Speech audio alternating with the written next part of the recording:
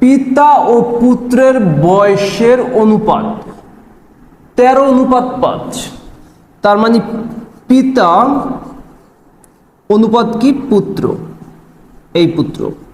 এখন পিতার কত 13 আর পুত্রের কত 5।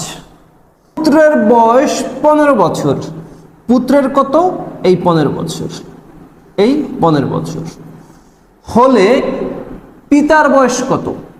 দেখেন এই ম্যাথটা আমরা কত দ্রুত সলভ করতে পারি একটু দেখেন। এই ম্যাথটা আমাদের বিভিন্ন চাকরি পরীক্ষায় অনেকবার আসছে, আর তাছাড়া পিতা পুত্র থেকে আমাদের রেগুলারই বিভিন্ন চাকরি পরীক্ষায় ম্যাথ এসে থাকে।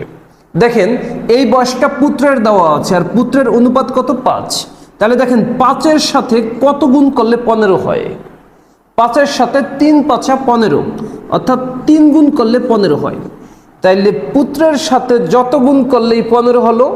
তার মানে এই পিতার সাথে, পিতার 13-র সাথে এই তত, অর্থাৎ এই 3 গুণ করতে হবে। তার মানে 3 13 কত 39। তাহলে পিতার বয়স কত 39 বছর।